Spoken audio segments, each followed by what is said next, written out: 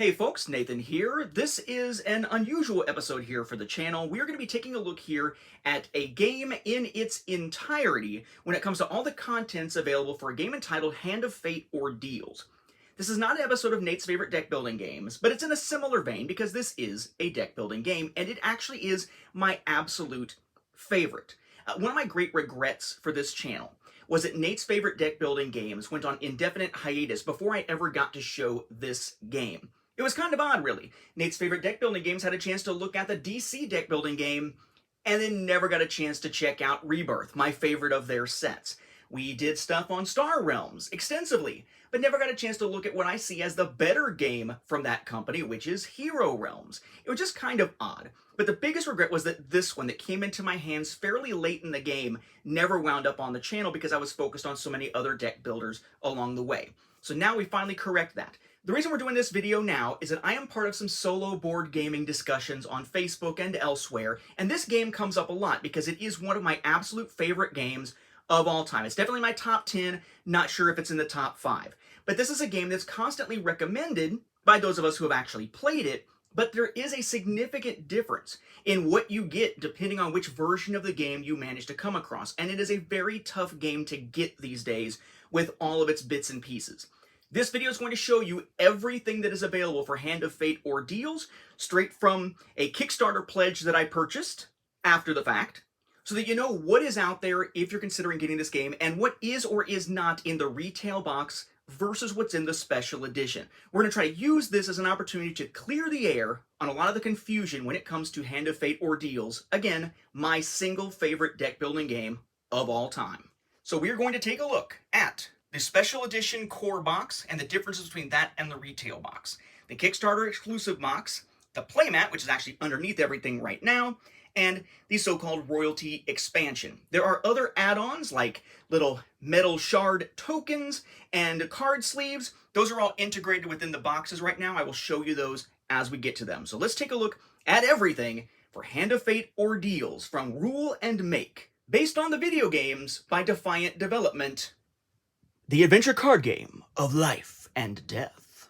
So first, a little background. Hand of Fate Ordeals is a tabletop board game. It is essentially a deck building game with adventure elements to it as well. So it's in a similar vein, I guess, probably to Clank. I've never taken the time to play Clank. It is somewhat in the vein of something like DC deck building game Rebirth in that there is movement involved, but it's a bit more elaborate than that. It's from Rule and Make out of Australia, and it is a tabletop implementation and sort of a reimagining to a degree of the Hand of Fate video games. That is Hand of Fate 1 and 2. Number 1 came out before this, number 2 came out after this, which are from Defiant Development, as I mentioned, which is also an Australian company, or was an Australian company. We'll get to that in a moment.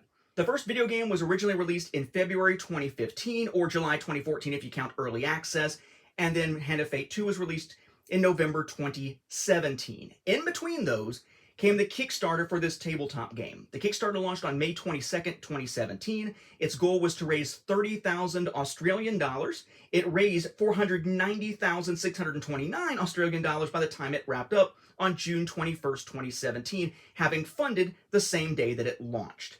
Now, as I said, a complete collection of this game is pretty hard to come by at this point because Rule and Make closed its doors in May 2019. The last update on the Kickstarter is basically them saying, that is Alan Chang, the man sort of behind the company, saying, yeah, it's not viable anymore, we are closing our doors, the end.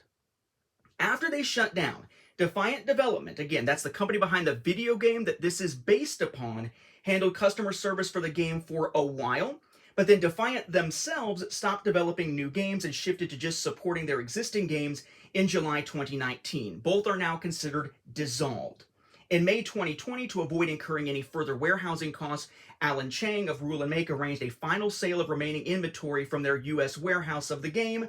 So at this point, you're only going to find this on the secondary market. There was only ever one printing of the game in all of its bits and pieces. There was a retail release at the same time.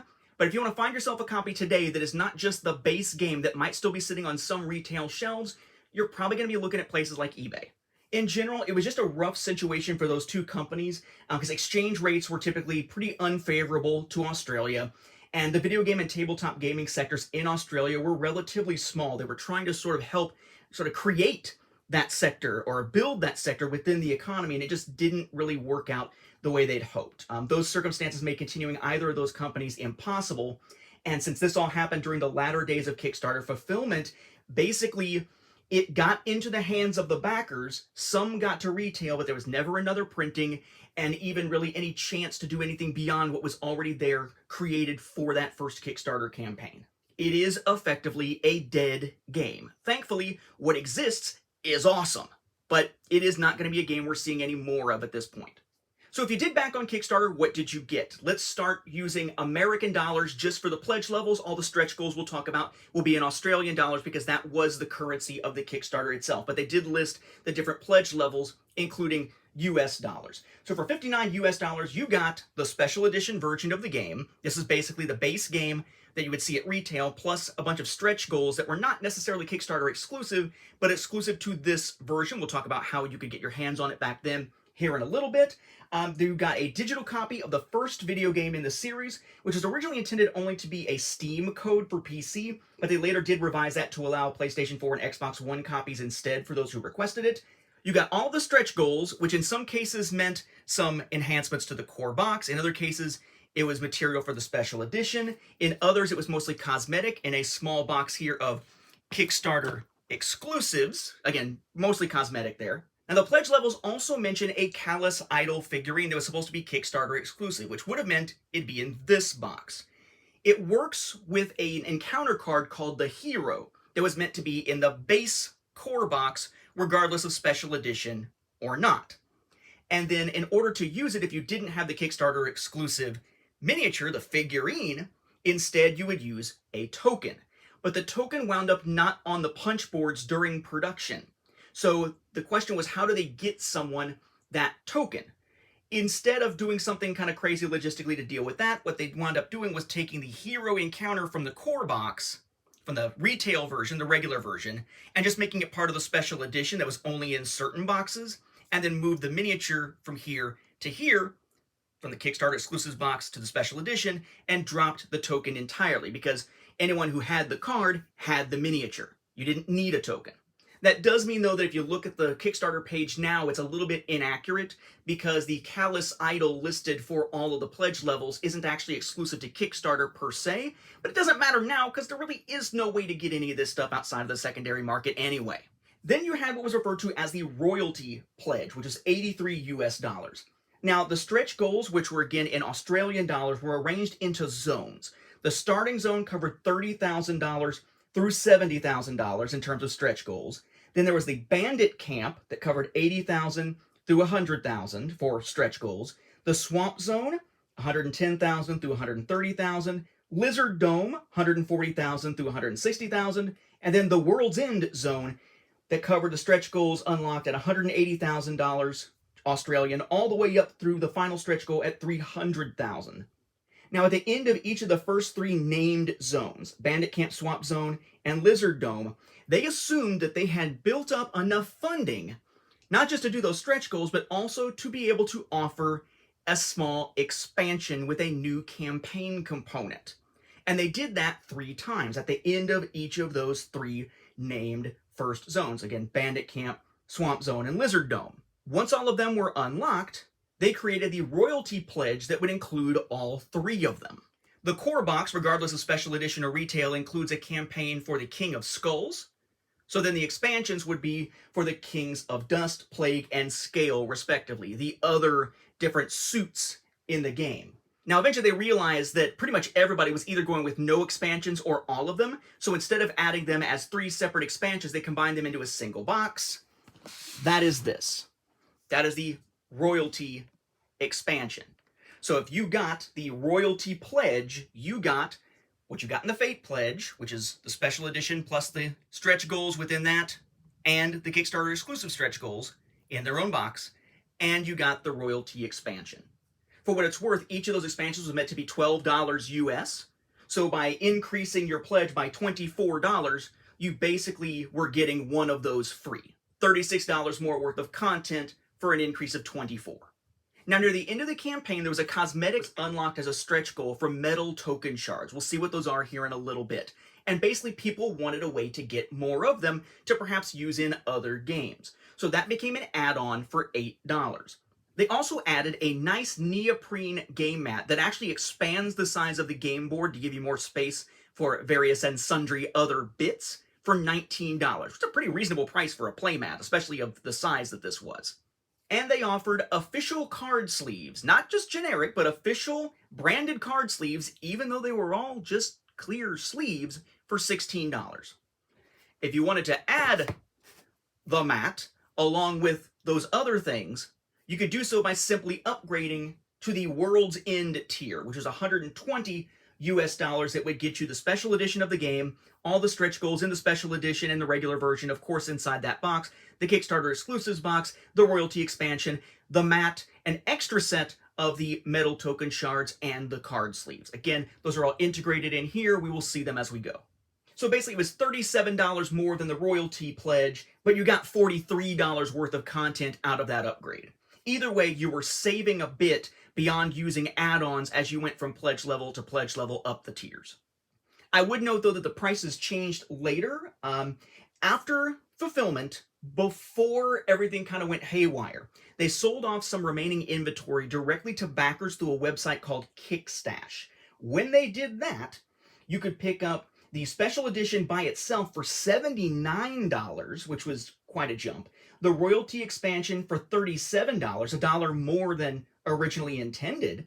The mat was $29, $10 more than originally sold for, at least as an add-on. The metal token shards were $13, up from $8. The sleeves were $24, up from $16. And the Kickstarter exclusive pack that was free to all backers was sold separately for $19, but only to backers, so it was still okay. Got all that? Yeah. A lot of background here. I always try to provide that when I do anything related to Kickstarter, so you know sort of what the goal was, what the funding level was, what the different tiers were, and so on. Now let's take a look at the contents, and we will address stretch goals and whatnot as we go. So we'll start with the core box, and again, there are two different versions of this. If you're looking for the most game content, you want to look for the special edition. Okay, this is one of those games where I would argue that the special edition adds so much extra content to the game that it behooves you to pay extra and spend more time hunting the special edition than to get just the regular core box. Unless you get the core box, eventually find the special edition, and then sell the retail core box off to someone else, because it's one of those instances where stretch goals from a Kickstarter substantially increase the content of the game, which I know is a controversial thing. So, this is a special edition. This is what backers got. It's also what would have been available through the company through conventions, directly from the company itself if they had remaining stock, or through select retailers that partnered with the company. But it was only to be produced the one time. It would never be reprinted again. Turns out nothing ever got reprinted again, but even at the time that the company was still operating, it was not to be reprinted ever again. I would note that during fulfillment, during convention season, some of these made it to retailers by accident when they weren't supposed to, because there was a mix-up with the company that was handling shipping for these and for copies to be sold at conventions that wound up sending some of them to the wrong places. That was on the shipping company, not on Rule and Make. But yes, it pissed some people off. So this is what you're looking for if you're looking for the special edition. It says special edition, new game modes, hard mode, endless mode, 1 versus many, 5-player dealer mode, new modules, the Lich Boss, new minions, traps, new encounter. You have different minis showing here for the dealer, Callus, and the Lich. If you were to take this off, it just says special edition with Defiant and Rule and Make logos there. More information about contents here. That's specifically the contents that's just for the special edition. And on the back it says, the game grows in ever more dangerous ways. The vengeful specter of the dealer returns, bringing with him new enemies, encounters, and new game modes. You will need all your wits about you if you are to survive. Then your, content warning, legalese, logos again, all that kind of stuff. If you need to find this somehow, here's your product code. If that's the easiest way to find the special edition, I usually would not mention this. RNMHO, not 0, F0, not O, 1, -SE. Presumably that -SE is the key. There's also, if you want to grab the numbers there for the barcode, but I'm not going to read those out loud. This is what you would see as a retail copy. The only distinguishing feature, if you're seeing it closed, particularly if it's sealed, is that this version does not have the little paper band around it that denotes it as a special edition. Be careful if you're buying this on the secondary market, because if someone threw away the little paper piece from the special edition and is claiming something is the special edition, that is actually possible. But you want to make sure the content actually matches the special edition, because without that band, it's very easily going to be a retail version that you're looking at. As far as design goes, the adventure card game of Life and Death, Hand of Fate, Ordeals, basically looks like a moon and sun, I guess, so evil and good. Then you have your kings of the different types, the skulls, plague, dust, and scales. And then we have our heroes over here. That's Estrella, Maleclipse, Kolbjorn, and Ariadne. Then you got your Defiant and Rule and Make logos. The end, Hand of Fate Ordeals. The other end, essentially the same, just carrying over the artwork from the front. Right side here, notice 90 minutes, ages 14 plus, 1 to 4 players, then the company logo's there. Opposite side, similar design, carrying over the artwork. And then here's the back. Welcome to the game of life and death. Be seated, adventurer. The game that lies before you is no mere toy. It is an artifact of great and ancient power, one able to twist the very fabric of reality. The good and evil within it is born from the memories of all who came before. In time, it will take your stories too. As your adventure unfolds, powerful enemies will rise to hinder you. Gather the skills, equipment, and relics you need to defeat them. But take heed. At the end of the road, a most terrible foe awaits. The cruel and tyrannical Royal. Hand of Fate Ordeals is an adventure card game for 1 to 4 players, playable in competitive and cooperative modes. Improve. Add new and stronger cards to your deck during the game to boost your capabilities. Yeah, it's a deck building game. Prepare. Gear up with new equipment and prepare devastating attacks. And then, vanquish. Together or alone, challenge the Jack, Queen, and King and emerge victorious. Yes, this is based on the concept of suits, numbers, and royalty within cards, because the game itself in its video game form is based on card decks that lay out your locations, your enemies, and stuff like that. That aesthetic carries over to this, and it is kind of a really cool aesthetic, I think. Component listing here, that's just for the base game, not the special edition. Special edition, again, is on the side when you have the band on it. Then you've got the same information here again, all your legalese and everything else. Notice here, RNMHOF01 without a -SE. So this product code without the -SE, that's the retail box. When the little piece is slipped over this, it covers the UPC and gives you a different product code for the special edition, if it's still in shrink wrap. Again, resellers might not realize that. Just keep an eye on the content if they list or show it. But make sure that it's actual content that's being listed, not just somebody looking at the list and regurgitating it. We're going to start here by talking about the retail version and then detail any of the special edition content. So here's your game rules for the retail edition. It's pretty large, fairly well done. There are a few things that aren't mentioned that very quickly were updated into the digital rules, which you can find on a place like Board Game Geek. They're just sort of clarifications in some cases for edge cases, like if you run out of cards in the dealer deck or something like that. But it is useful to grab the digital version.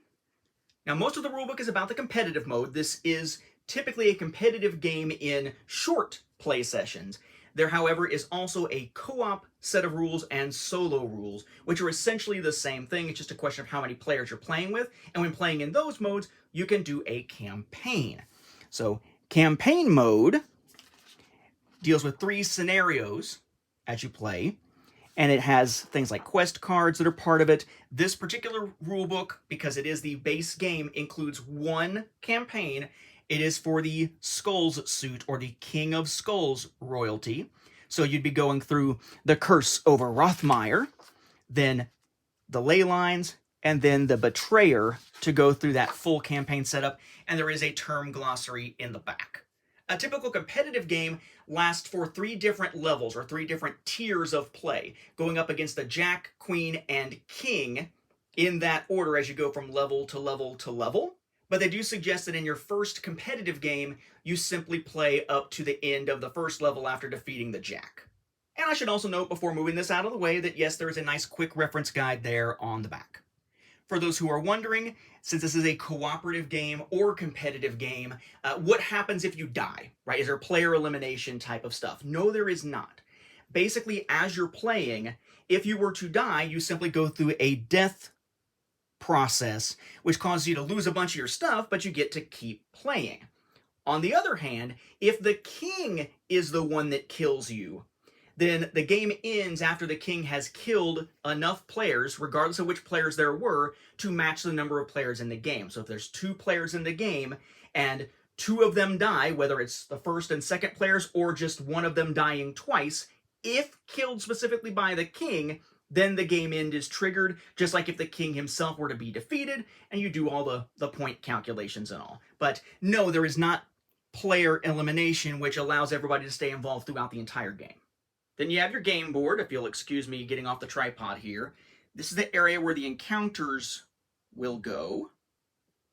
Okay, so we have a nice 3x4 grid here for those. A place for the cards you could purchase, which is known as the dealer row here. Space for 6 cards. The dealer deck, where those cards come from. Flourish cards, which are basically the always available cards for this game. Relic cards, which are special things that you can get throughout the game. Very powerful cards. A place to put your cardboard or metal token shards. Token shards are cardboard in the base game. In the Kickstarter exclusive package, you can get the metal ones, or they were also an add-on, which meant getting 2 sets of them if you did that top tier of the pledge. Okay, notice here, the edge on this side, I have them basically lined up, is shorter than the playmat. We will look at the playmat here in just a moment. Over on this side, which, yes, is also shorter than the mat is going off of my table here, we have a place for curse cards and pain cards, the bad stuff that can happen to you. Encounter cards, your various royalty, Jack, Queen, and King, and then minion cards, which are the enemies that you will fight. I would also note that if you go around the edge here of the central area, that is the track that will help you keep track of your points, known as fame or time. Then if you did pick up the add-on for the $19 playmat, or got it as part of a pledge, neoprene game mat, Hand of Fate Ordeals, image of it, extended 1 meter long playing surface, company logos down there. It's just a box to keep it in with some art and then legalese and whatnot here. It's basically an extended area, as it says, so it's got the same spots over here, but then it extends out for a place to put usage cubes, as they're called, and for food tokens there. So you have a place to put them on the board instead of just keeping them in a supply nearby. And then if I scoot this just a little bit, you can see that pain cards now have their own discard pile, as do minion cards here. So they just expanded this out, gave it a little bit more space for some discard areas. Otherwise, it's essentially the same. I definitely would recommend playing with the mat if you can find it. The core box, either version, then includes player boards for the 4 different characters. Estrella, Ariadne, Kolbjorn, and Malaclips. Now, these track your health up here. They have a place for any equipment that you're wearing. So you have your body, side, head, and offhand slots. There's also this area over here called your pouch, which is a place to put various tokens, like your food tokens or token shards during play, but there's not a whole lot of room for them here. Then you have a weapon, the rusty axe, that is built into each of these boards because it's essentially your starting weapon. We'll talk about weapons in a little bit. There is also space out here to have other cards out to the side, like your deck, and you will be doing things called binding cards to your weapon as you play, and there's a space over here to place those cards running out in a row out to the side. And of course, each one has a character portrait up here. The artwork is very much the same style of artwork as you see in the video games, which is cool because it's a very stylized look. And I would note that at the 130,000 Australian dollar stretch goal, they added alternate art on the other side of the player boards. So you basically have your health up here without it saying so, but it becomes obvious essentially what it is. You have art of the characters. You have all the different slots available. You have the same rusty axe. You have a more artistic, I would argue, version of the name there because the portrait's moved off to the side. Basically, it's all the stuff that's on the other side except for the pouch, so you would have to keep your food tokens and token shards somewhere else, either on the board, maybe on top of the portrait, or just on the table itself. This is really the only stretch goal that was applied to all versions of the game, technically, at least in the planning stages. There were stretch goals at the 60,000, 90,000, 120,000, and 150,000 Australian dollar funding marks that added 2 more Tier 1 encounters, 2 more Tier 2 encounters, 2 more Tier 3 encounters, and 1 final tier encounter for other game modes, respectively, that were meant to be in just the special edition, but wound up being applied to all versions of the game as well, with no indication of which ones those were. So we'll just see those as we look at encounters and stuff here, but suffice to say, between those that sort of they changed their mind on and switched from the special edition to just everybody, and this alternate art on the back of the player boards, no other stretch goals whatsoever were applied to the retail box. Because you're going to be moving around on a map made of encounters in this big red area here, you're going to need something to mark your character's location, right? So the core game, the retail version, comes with 5 miniatures. There are 2 others in the special edition that we will look at later. The heroes are essentially color-coded. Okay, so we have Kolbjorn here. We have Estrella with their guns there. Ariadne, a big-ass hammer. And then Eclipse. Might recognize those names as companions from Hand of Fate 2. Also appeared in many cases as cards and whatnot you could see in Hand of Fate 1. Then we have the King of Skulls miniature. Basically, the only time you ever need to mark the place of one of the enemies on the map is when you're playing against the king, and the king is moving around, essentially hunting certain players. So we have the miniature here for the King of Skulls. The minis for the other kings are in the royalty expansion, because that's where you would play their campaigns as well, but there are tokens available for all 4 of the kings in the retail box. Those are these here: King of Skulls, King of Dust, King of Plagues, and King of Scales. They are the same on either side, by the way. Just facing towards whichever side has the little pointer.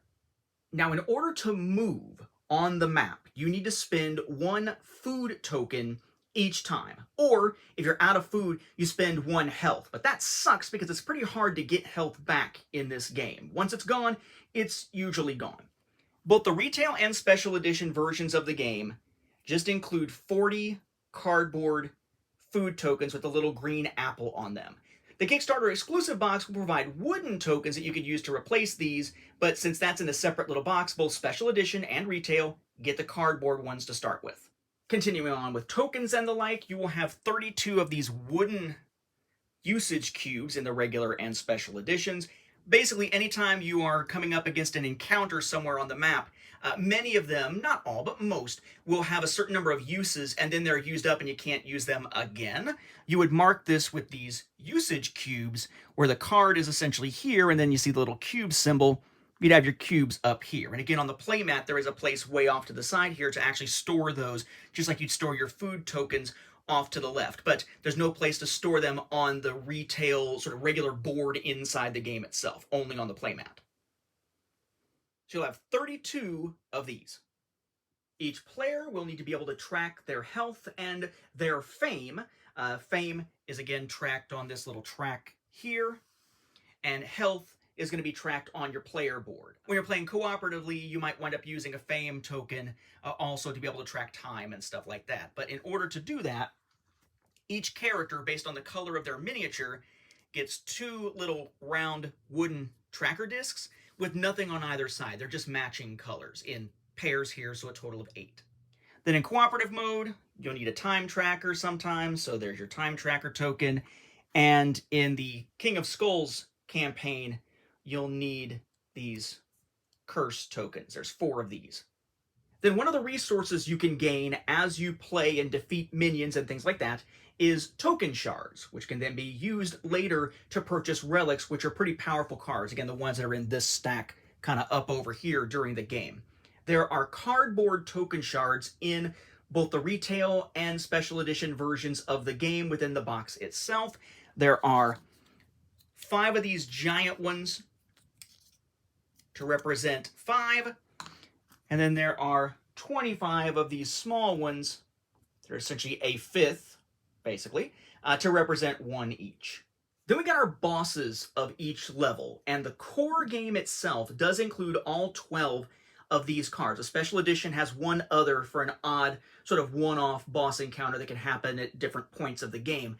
But these are the jacks, queens, and kings of skulls, dust, plague, and scales. So in the competitive game, you could actually run into any of these. That's actually why you would need the little tokens for the 4 different kings, because only the King of Skulls has a miniature in that retail box. If you want the miniature for Dust, Plague, or Scales kings, you need to have the royalty expansion. But you can actually play against all 3 suits in the retail game. And if you don't care about miniatures, it's not as big a deal, just track them with the token running around. So each of these cards have different bits and pieces on them. Here we have the rank, in this case the king, the suit, in this case skulls, and you could wind up in a situation where you're not playing against the same suit each time, and that's very much possible for Jack, Queen, and King to be mixed up here. For the campaigns, you tend to lean towards the one. But then, of course, we have artwork here. That is his power. That is the amount of fight you need to be able to defeat him in combat. Has the name. This is the Minion Draw, and this is usually a confusing thing. Notice it says 4+ there. That does not mean he draws 4 minions to join him in a fight. It does mean he's going to draw some minions to join him in the fight, but you look at the power value of those minions, and once the power value as you're drawing minions gets to 4 or above total, that's when you stop. So it could be 1 of power 4, could be 2 of power 2, could be 1 of power 3 and 1 of power 1, or 1 of power 3 and 1 of power 2, because it's 4+. As soon as you exceed 4, you stop drawing and adding minions when you're fighting him. And you have to defeat the minions that are with him before you can deal any damage to him himself. Token shard reward here if you defeat him, of those shards we just saw a moment ago. Typically there is some type of ability. When it comes to the jacks, the ability is typically what happens when they're revealed. When it comes to the queens, it's typically an ongoing effect. When it comes to the king, it tends to be some type of special ability, and then underneath it'll have a pursuit ability, which lets them move around the map, chasing after the heroes. If you wind up ending or starting your turn on the same encounter, the same space on the map, basically, as a king, you wind up having to fight them. That is not by choice. You can fight them by choice as well. Down here, we have the fame value that you get, so that's your score in the game. If you're playing the competitive game, you're going for the highest possible score. If you're playing in the cooperative game, it's a collective group score that you're looking at to sort of see how well you did. Then down here, this is the pain value. This is not damage. This is the number of cards that are basically damage cards, called pain cards, that you draw and resolve. So this can suck, well, no pun intended, royally when you're fighting them. But again, you have all 3 royalty for all 4 suits in the base game. This is not a special edition thing. It's in the retail version too, which is nice. Before we move on to pain cards, I should note here that this is what the royalty cards look like on the back. And yes, mine are sleeved. When I bought this all secondhand, everything was sleeved. I believe that the official sleeve packs, though, only included sleeves for the regular size cards, not the mini cards or the tarot size, so keep that in mind. So again, when you are fighting against an enemy, you might wind up having to draw pain cards. That's how they deal damage to you. And there's a cool push your luck mechanic to the combat, where basically if you haven't defeated all the minions or boss, as the case may be, in your first round of combat, you are able to push ahead, sort of push your luck to continue into another round of combat. But in doing so, you have to draw 1 pain card for each enemy that is still alive. On the other hand, though, if you don't win the combat and instead of choosing to push ahead, you choose to flee, if you flee, you draw the number of cards listed total for each enemy. So for instance, we just saw there that the King of Skulls had a value of 3. So if he's the only one left in the combat round and you push ahead, you draw 1 of these because there's only 1 enemy left. If you were to flee, you'd have to draw 3 because that's his value down in the corner. So there's definitely a push your luck dynamic to the combat that I find really compelling. It's also interesting because you don't quite know what's going to happen when you draw a pain card. There are 18 cards total in the retail version of the game. There are hard mode ones in the special edition that we're going to see. There is also an alternate way of dealing with pain in the Kickstarter Exclusives Box that we're going to see. But generally speaking, you're dealing typically with an 18-card pain deck that winds up being discarded as they're drawn and then shuffled back together once all of them have been used. So you have 5 instances where you might lose 1 health, 5 where you might lose 2 health, 3 where you might lose 3 health, 3 where instead of losing any health, you'll lose 1 food, which again keeps you from being able to move without costing you health, and drawing a curse card. We'll see curse cards in a little bit. They are essentially the detrimental cards in this game, kind of like vulnerabilities or weaknesses in the DC deck building game and things like that. They just kind of clog up your deck and they hurt your score at the end. Pain cards have this back. They are mini-sized cards that have the poor guy with the spike going through his hand. Then the base game has 32 minion cards with this back, with that image there. You can see it over there in the corner on the board where we're going to put these. And of course on the mat, there's also the spot way over there in the corner here to put as a discard. So for the Plagues suit, which you can see there up in the corner here, again, they're named like playing cards. So we have 2 copies of the 1 of Plague, 3 copies of the 2 of Plague, 2 copies of the 3 of Plague, and 1 copy of the 4 of Plague. These all have an infected game effect. Not only is there something bad that can happen to you, typically in combat you must pay 1 food in order to push your luck and move on to another combat round instead of choosing to flee, as I mentioned a moment ago. You typically just pay 1 food. If it says infected, with a number behind it, you pay additional food equal to that number on infected cards in that push. So if I was playing against 2 of these who have infected 1, then to push to a new combat round, I'd have to spend 3 food. 1 like I normally do, and then 1 for each of the ones that say infected 1. So it can get pretty costly to push ahead when fighting plague enemies. And then again, just like with Plague, we have the Scales suit here.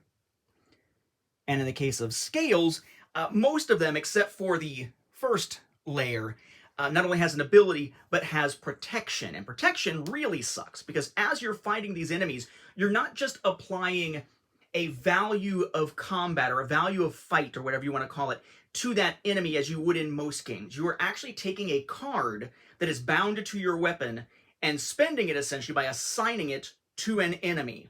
And you have to assign cards with a value equal to or greater than their power in order to defeat them. Well, protection, like say protection 1, that's not protection from 1 point of damage. That's protection from an entire card that's doing damage to them. So for instance, if I want to go after the 2 of Scales with the power of 2 here, then I would have to play a card to deal damage to him and have it ignored, and then do a card to actually try to hit him for 2, or cards to hit him for 2, because he has protection 1. He ignores the first card. I would also note here, in case it isn't obvious, I guess I didn't mention it, that the power level is equal to the number of the suit, and we will typically have 2, 3, 2, and 1 distribution across 1, 2, 3, and 4 within the suit. So your most common ones are going to be power level 2. Then we have the Dust suit, this here. Again, 2 1s, 3 2s, 2 3s, and 1 4. No special keywords to know for these, just abilities that for the most part screw with you a little bit, as would typically be the case. And again, the same power distribution of 1, 2, 3, 4. And then the last suit here, Skulls, before we take a closer look at the cards themselves. Again, same distribution and same distribution of power as well here. No major special abilities, just kind of standard special abilities for these guys. As for what's actually on the cards, let's check out, say, this one here. We have the number here within the suit, which also tells you what the power is going to be. In the video games, typically the number tells you how many enemies there are of that type coming after you. Then the suit, art, power level, it does note that it's a minion. Your number of token shards you'll get as a reward if you defeat him, the fame you'll get for defeating him, the name of the card, any special ability, and the number of pain cards if you flee. So in this case, pushing against this guy by himself would cost you a food to push to the next combat round, but whether you draw 1 card because you flee or draw one card because you push, if he's still out there, is still one pain card. That's more of a distinction that you need to worry about as you get to higher level enemies like this guy here who has a pain level of 2. Push, you only take 1 if he's still out there. Flee, you take 2 pain cards. Then as I mentioned, like most deck building games, there is a card that can clog up your deck. That is the Curse card.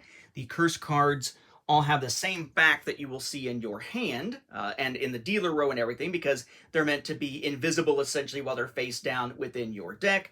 But if you were to acquire one of these and then draw it, nothing happens. It's a basic common card. It's a Curse card type, and it actually counts as -1 against your victory points at the end, against your fame at the end of the game. So not only does it clog up one of the 5 cards that you draw in your turn, because this is a deck building game, right? You are acquiring cards typically to your discard. You are shuffling the discard into a new deck whenever you run out of cards to draw in your deck, and these will come up after being placed in there and wind up just taking up a space of a more useful card that you could have drawn as your 5 for that turn.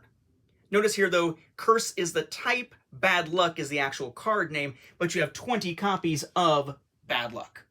Also, as in most deck building games, there will be a card that you are able to acquire that's sort of an always available card as long as there are any in the stack. They are face up, so you don't have to necessarily buy from the dealer row if there's not something there you can afford or that you want. You could buy one of these if you wanted to. It is called Flourish. Again, same back as what you will see in your deck. Called Flourish is an action card type, basic, common. Those keywords might be used for various things. This symbol here means it gives you 2 effort. Effort is what you spend primarily to purchase new cards from the dealer row, which again is right over here. It has a cost of 3 effort to buy this card, and it does add 1 to your fame at the end of the game. At the end of the game, you check your fame on the track and the fame on all of your cards, including those bad luck ones that are -1, to get your final score. So 20 of these Flourish cards are always available during the game, sitting up there in their own deck up here at the top. That's what this space here is for. Now, as you play, you will play cards from your hand like Flourish to get effort, and then spend that effort to purchase cards from the dealer row, or Flourish itself. There's the dealer deck. 6 cards go out into the dealer row, and then you can purchase them and then replace them as you play. That's what makes this a deck building game. And one of the 4 main types of cards that you could get are equipment cards. There are a total of 33. You have offhand stuff, which is typically shields, considered armor, though there is the captain's pistol that is considered a trinket there on the end. We then have the stuff that goes on your head, all considered armor. It's 5 different options there, so 6 shields or the captain's pistol for your offhand. We have 5 options for your head. We have trinkets for your side. That does take up an equipment slot as your side. And then we have the armor for your body with 4 options there. So the other type of equipment you could get is weapons here, and there are 5 heavy weapons, 4 dual-wield weapons, and 4 one-handed weapons that you could possibly acquire. Again, there is already a weapon built into your board, which is the Rusty Axe one-handed weapon. Weapons will tend to have an ability, and a cost, and a fame amount that you can get. It'll tell you the name, the fact that it's a weapon, and its archetype over here. The most important thing about the weapon, though, is what is over on this side, this sort of red line that's going out to the side, okay? This is telling me that I have a power for this weapon if I were to assign it itself to an enemy during an attack, a power of 1, a fight value of 1. It does also have some type of special ability. Off to the side here, going out this way, I mentioned the binding of cards to your weapon. That's what this is. When you play cards that are attack cards, we'll see what those are here in just a moment as we look at more types here for the dealer row. But as you play attack cards, you'll bind them off to the side of this on your board. You can bind however many cards is listed here. In this case, 3. You bind them, bind them, bind them. They will all have their own fight value and can also be taken and assigned to enemies during combat. Again, remember, protection is the thing that keeps you from being able to get any use out of a certain number of cards that you take off of your binding and give to the enemy. So that's kind of the mechanic here. You're binding cards to prepare, you're handing them off or using them by putting them on enemies to deal damage. There's also what's referred to as a strike bonus. During combat, you will draw a certain number of cards, and any attack cards or cards that give you effort value can be added to the end of the chain, even if they're not regular attack cards, because effort cards can too. And any fight value gets counted as fight value. Any effort is also considered fight value in that instance. However, this is determined by whether you start the fight or not. If you are the one who engages and it's not an ambush on you, you get that full value. If there's an ambush, your strike value immediately drops down to just 1, so you can only add the 1 extra card. So what you have here in terms of the archetypes for the weapons, one-handed weapons are typically an okay balance as far as what they can do. They get some initial damage. They have 3 cards that can be bound. They tend to have a strike value of 2, but because they're one-handed, they allow you to handle things that only work if you're allowed to do so one-handed. So for instance, a shield will typically say this card's ability can only be used if a one-handed weapon is equipped. So it helps. It sort of matches up the symbol there with the one-handed. On the other hand, you have dual wield. Okay. Now, dual wield, theoretically, you could still have a shield equipped, but it's not going to be able to use its ability because that's not a one-handed weapon. But again, dual wield here is this archetype. Basically, a dual wield card will have an okay base value. Again, sort of 1 here or 1 plus, depending on the ability.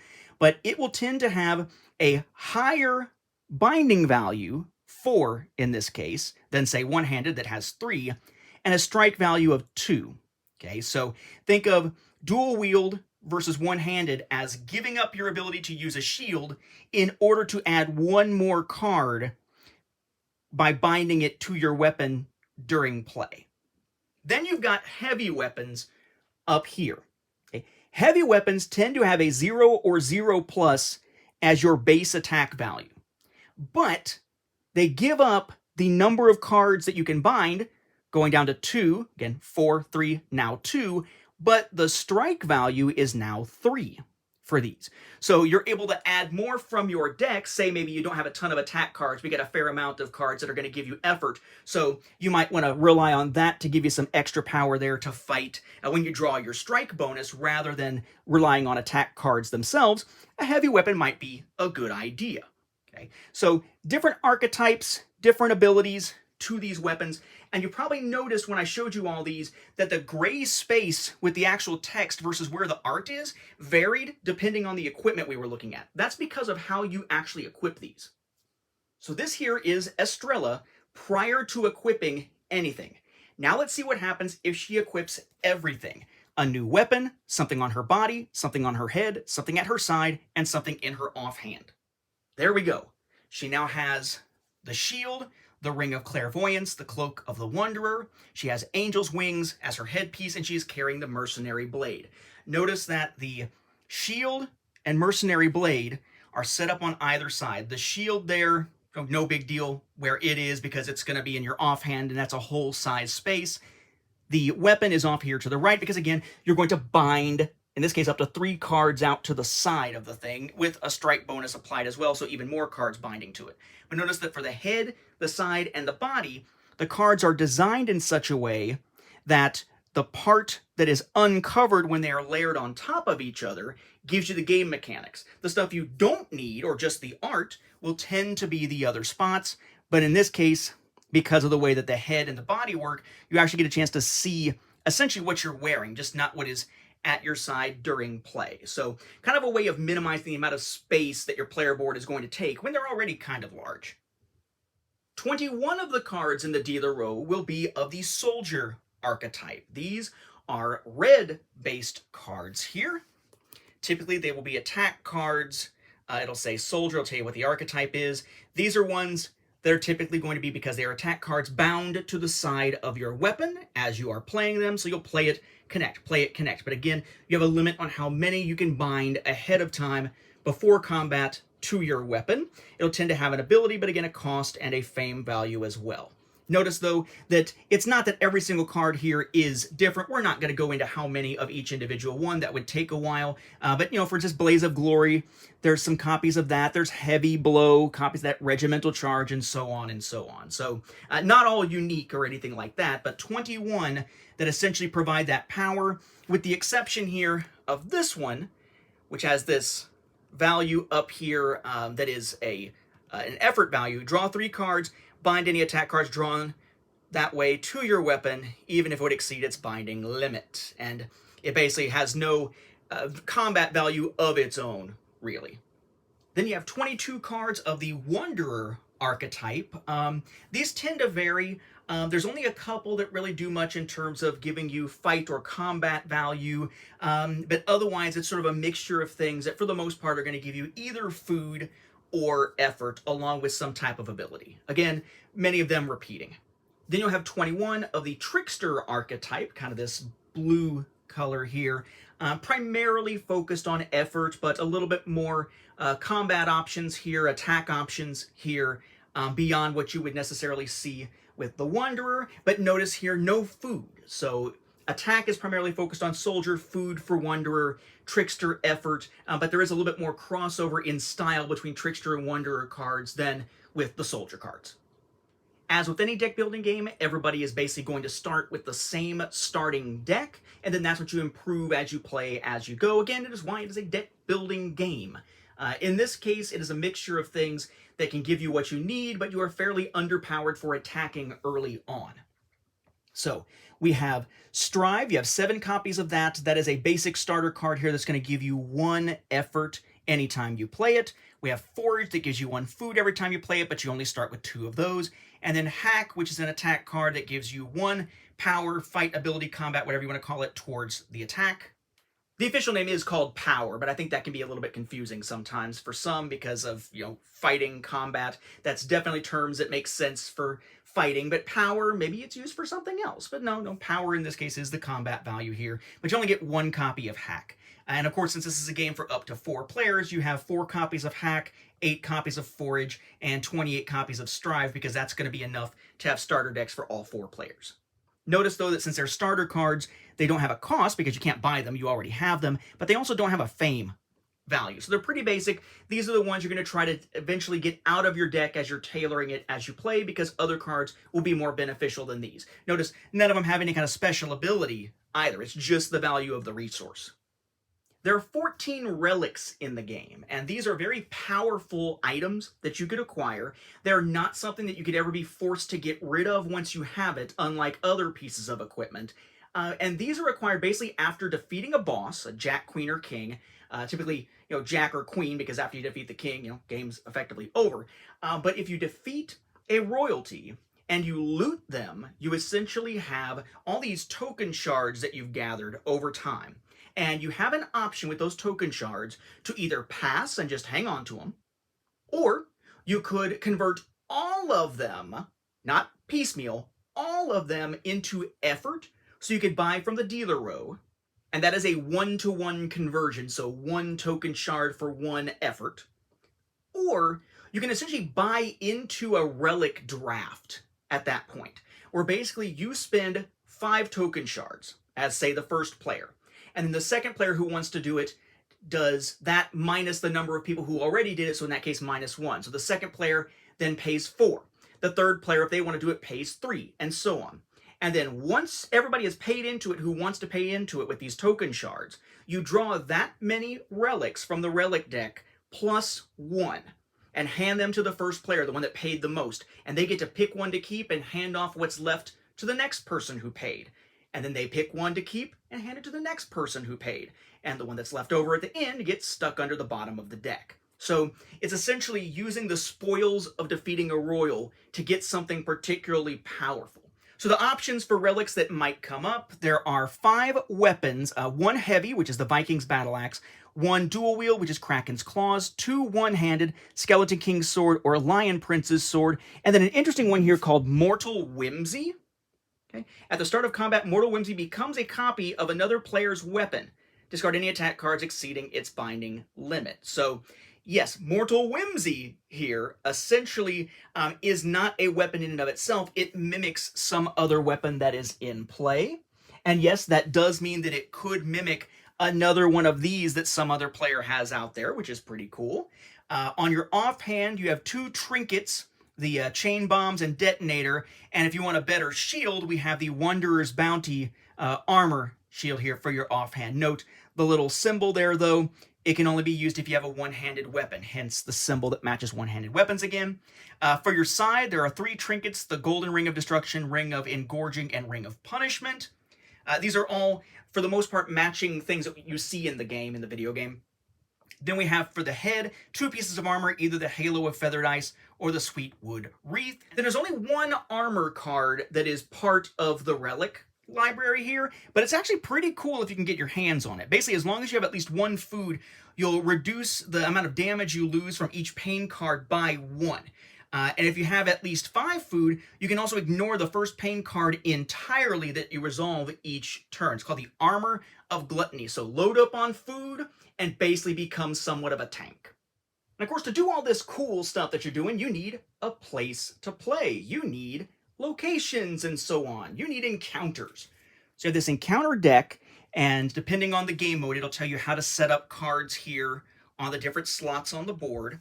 They're all going to have this sort of gate emblem here on the back in the center.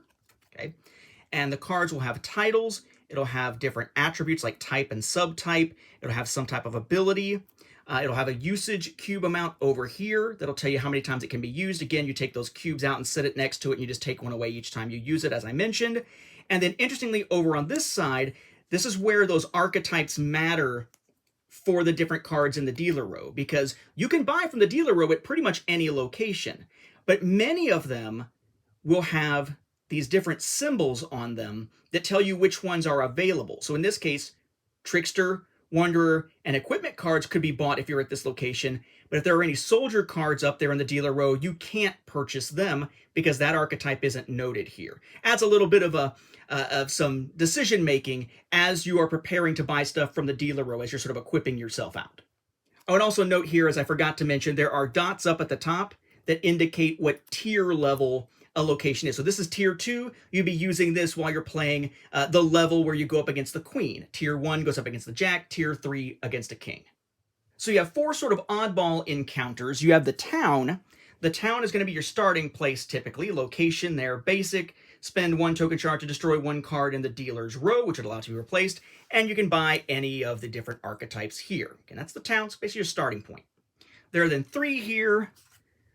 Wandering Wizard, which is an event.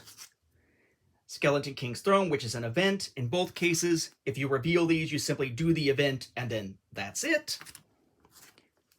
And in this case, a combat encounter, note here, off into the corner, called the Tomb for the campaign. And that'll always tell you what's going on up here. Notice here, it has its different archetypes you could buy from the dealer row, but notice on the side here, usage cubes, 3. 3 plus 4. So if you're playing with 3 or more players, in this case 3 or 4, because it's basically a 4-player game unless you're playing a special mode in the special edition, you'll put 4 usage cubes on it instead. If there's ever multiple values, you just look for the one that fits your player count. So you'll have 13 level 1 cards, or tier 1 cards. You've got 5 events up in that top row, and then 3 more here. So there's a total of 8 events. Lots of events in tier 1.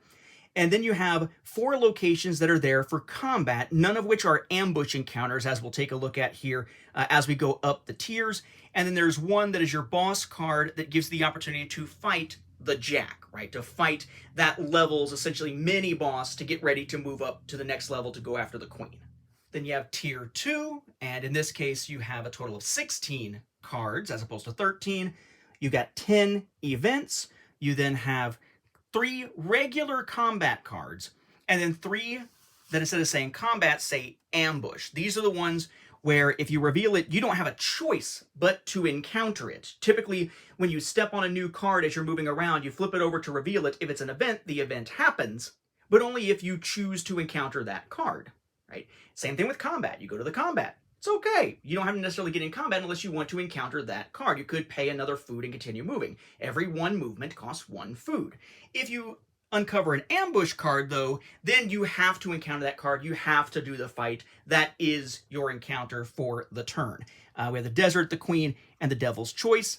The Queen here being the boss. And notice that unlike the Jack, she is an ambush encounter. You can't reveal her and then continue moving. You have to face her the first time somebody flips that card. And again, I mentioned before, the other thing about ambush cards is that your strike bonus, those cards that you add during combat, that could be cards that have attack value, power value, or could have effort value that you can essentially treat as power. At the end, that bottom number, when you're looking at all the stats on your weapon, that's reduced to 1 when you get hit with an ambush.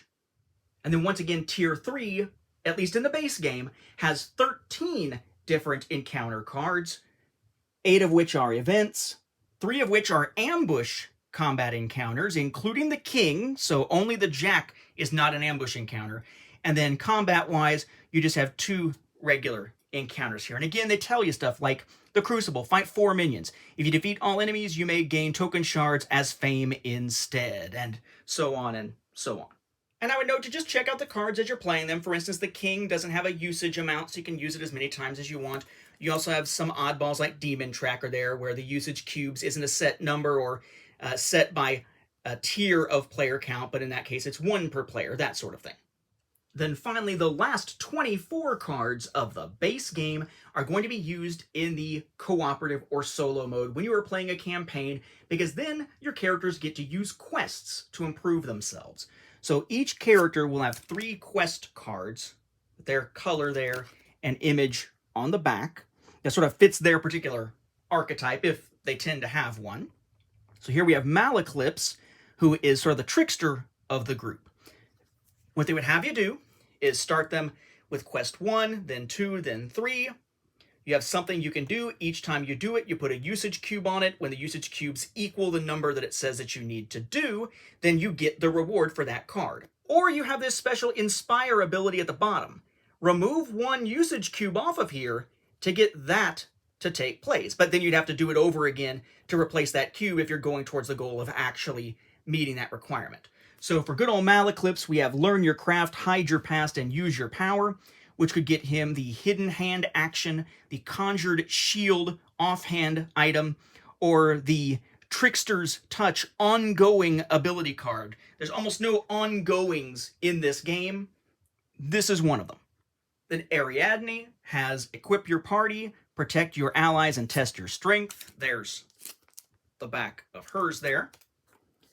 Notice it's kind of gray. She's more the equipment-based character rather than a particularly descriptive archetype there. But then she has Stoke the Forge, Hammer of the Forge as a weapon, and an ongoing called a Smith's Care. Basically, that Smith there is giving another name to that archetype, because it's technically not equipment, but she's sort of the equipment character, so they give it a name, the Smith archetype, that really only basically appears there. Then we have Kolbjorn.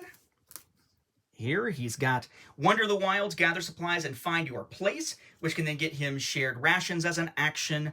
He's the Wanderer archetype here. Pathfinder's Knack, which is an attack card, but notice not an equipment card this time. And then the ongoing A Wanderer's Home. Then we have Estrella, the Red Soldier archetype here, who has Earn Your Rank, Prove Your Worth, and Stand Your Ground to earn Estrella's Pistol, the other offhand pistol in the game. Tactical Prowess, which is an attack card, because this was an equipment card. Here they tend, except for the one case, to have 1 equipment and 1 non-equipment, plus their ongoing. And the ongoing here, a Soldier's Stamina. And that, ladies and gentlemen, is what you're going to find in the base game of Hand of Fate Ordeals, regardless of whether you have the special edition or the regular version. But now let's look at all that cool special edition stuff. Again, the special edition significantly increases the gameplay options over the retail edition. It's one of those kinds of Kickstarters. So first off, the special edition has 2 more booklets inside. The Tome of Heroes is basically just a listing of all the many 4,000 plus Kickstarter backers by name as sort of a thank you. Then you've got the special edition rules themselves, which are pretty substantial in order to get into all the different game modes and different options that present themselves within the special edition content. Let's start with new game modes. One of them is a 4v1, 1 versus many, 5-player game mode called Dealer Mode. You got this crazy-eyed dealer here, not of drugs, he's the dealer of the cards in the game. And he has his own board, and he has his own miniature here. This was the 300,000 Australian dollar stretch goal, the last real stretch goal for the game. This game mode and the other two new game modes use what's referred to as pieces of power, which include the dagger that affects scales suit enemies, the scepter for skull enemies, the goblet for dust enemies, and the pentacle for plague enemies. And basically, they just give those enemies extra power and an extra ouch condition if you fail to defeat a minion of that type. These have this symbol on the back, and yes, the little scratchiness is built into the card back. It's not that the cards are damaged, that's actually part of the design here. And in the case of the dealer, he just keeps them over here as the so-called dealer's wards. The dealer will also, over time, have minions placed over here. Their deck will start with 5 flourish and 5 bad luck cards. And essentially, what will tend to happen is there's the different levels here, starting with 0 for the dealer. 0, 1, players lose 1 additional health per pain card on level 2. Failing a combat deals 1 additional pain card for level 3. At the beginning of a turn, or essentially for the dealer's turn, you draw 1 minion, add it to the dealer's minions, move the dealer mini to an adjacent encounter, and may assign 1 card from their hand to a well, and can activate a dealer ability and acquire cards from the dealer row. Basically what you've got here is the different wells of abilities that the dealer could use against the heroes. Now, I don't want to go too heavy into this because this is meant to be sort of an overview here, but for the dealer mode, basically, when the dealer assigns a card to one of the wells, if there's an effort value, a base effort value to the card, it moves up by that amount. There are free actions that can be taken as one of those activate 1 dealer ability bits, and there's also ones that actually cost an action. So then, so you place them underneath here, they rise up. The Well of Travel, you can actually get effort from food cards, and which are basically going to be the ones that have a little apple icon on them. And then if you have any attack cards that only have a power value instead of an effort value, if you put those in the Well of Dominion, those actually will give you effort as well. So essentially, as they're acquiring and playing cards, the dealer is building up these columns, these wells of their power to attack you, and they have these pieces of power over here acting as their wards that need to be dispelled before the dealer can be directly attacked, and so on from there. Essentially, once you get rid of all of these, and there's a couple different ways that you can do that while you're playing on the same location as the dealer, you're able to attack them directly, and then they've got that power value, that's their minion draw value here, and their pain value that sort of work like a typical combat type of encounter. You essentially treat them effectively like a king. But this is an entire new 1 versus many 5-player game mode that only exists in the special edition.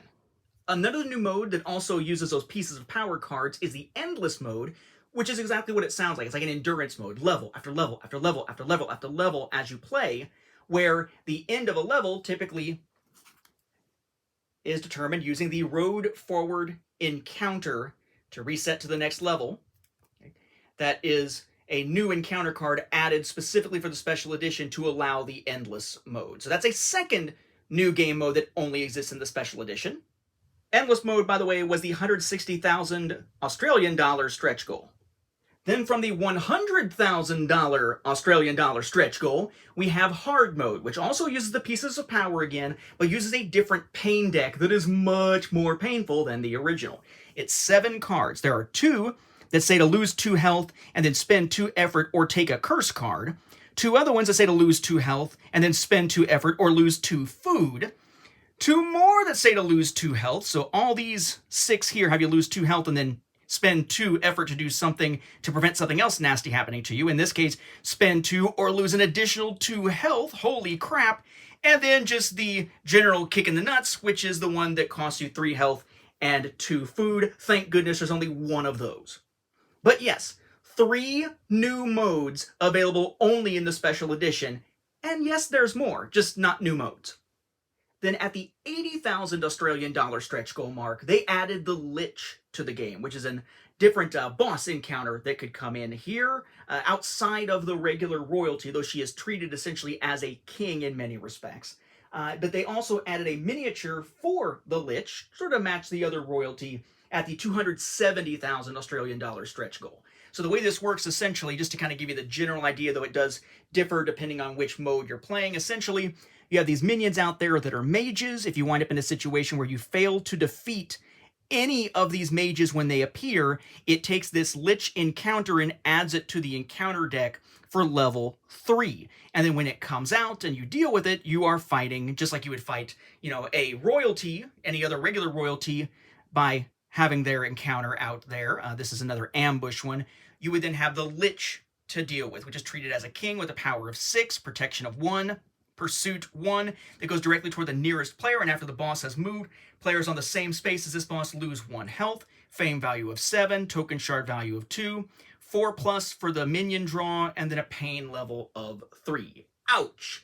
But kind of neat here, another boss can show up, might not, and then you've got your miniature late in the game to go with it like any of the other royalty. Nice touch to be able to add the miniature. Just adds another possible tough encounter to the last level of a 3-level game, but again, only in the special edition. Speaking of new encounters that happen to have new minis, we have the hero. This was not a stretch goal. Again, this Callus mini, he's, I guess, the hero of the first game who eventually becomes the dealer, if I remember correctly, in the video game universe. But basically, this special mini was supposed to be Kickstarter exclusive. They didn't wind up putting it in the Kickstarter exclusive box. They instead put it in the special edition box when they realized they didn't have a space to be able to have a token to go with this card, which is what actually brings him into play, which is an encounter card of level 1. It's an event called The Hero, that they could put into the base box, right? So they couldn't put the token in there. They needed to figure out what to do with it, so they moved him to the special edition box and moved this from the regular box to the special edition box as well. Though remember, the different tiered encounters that were added via stretch goals did get added to the base box for everyone, not just the special edition, so there is some balancing out as we go along here. But in this case, basically, you take the hero token, which is Callus here. Keep trying to show you the back of his head. While you possess it, you may activate 2 encounters in 1 turn. If you do, return the hero token to this encounter. So basically, you can go back to this, and it is unlimited, right? There's no usage cubes over here. You can buy stuff there. You can basically get him to be able to activate multiple encounters. It's kind of cool. It lets you do more on your turn, but you have to keep going back and getting him over and over again as you play, because once you do that once, you got to go back and get him again. Then the 70,000 Australian dollar stretch goal was traps integrated into the game for the special edition. There are 2 different trap rooms that could happen here. One is an event, one is treated as an ambush. Okay? Each of them lets you buy any of the card types here. They do have usage cube limits. They are considered encounters here. But basically, when you trigger one of them, you wind up with either 1 or 2 trap cards that are then placed on that card. And you have 7 possible trap cards up here, okay? And essentially, it can be really rough because you have to work your way through all the traps in order to successfully get out of there without being nailed by pain cards. So let's take a look at one of these as an example. This is the trap card back here. I guess it's supposed to be like this because that's dangling blades there. It's just art up at the top, no big deal. And then each one has these 3 segments and then text at the bottom. Okay, the 3 segments will have some cost over here, a fame value that you earn, and then a pain value down here. So what this would say essentially as you go left to right, in the first trap you encounter in this room, you can pay 2 effort to avoid it, or 1 effort if it's coming from a trickster archetype card. Now, there's also one there for Wanderer, for example, and there's S for Soldier. Okay, so I can do that. If I do, I gain 1 fame and move to the next one, and then to the next one, and so on. If I get through all of them, I've got those fame rewards, but I also get this reward down here at the bottom. If I don't get all the way through it, then not only do I not get what's at the bottom or the other rewards, but I take pain cards equal to the number of pain cards on the ones I did not get through. So if I get through just this first one, that's 2 pain cards. If I get through 2, that's 1 pain card, and so on for that particular trap card. And notice here that the Trapped Labyrinth reveals the 2 top cards of the trap deck and puts them there. Okay? They have to go through both cards to be able to get out of there. Now you'll also notice either of these say that you could spend 1 food to delve. Delving would mean drawing another trap card to get through. But basically, if you are very highly powered, you might want to purposely do that to be able to get more fame and more rewards out of it by going through another succession of 3 traps, or at least trying to, before you stop officially finishing that encounter. Then finally, as the last bonuses that are only found within the special edition before we hit the stuff in the Kickstarter exclusive box and the royalty expansion, we have some new minions. Okay, so the goblins here, they were unlocked at the 50,000 Australian dollar stretch goal, and we have 2 1 of goblins, 2 2 of goblins, again with that relating to the power level of the individual minions here. They have a special new ability called Portal. Basically, if you push to go to a new combat round or flee, and one of them is not defeated, notice they don't have a pain value. Instead, their portal ability takes place. So, in this case, if you fail to defeat this minion, lose 2 token shards. For the 2s, if you fail to defeat this minion, destroy 1 equipment. Ouch! So, basically just giving you different versions of pain, essentially. Then we have the Minotaur, and the Minotaur essentially replaces the combat that you're in when he's drawn with one that's really just against him. Remove all other minions from combat and place their token shard values that you could get as a reward on this card. When this minion is defeated, gain all the token shards on the card.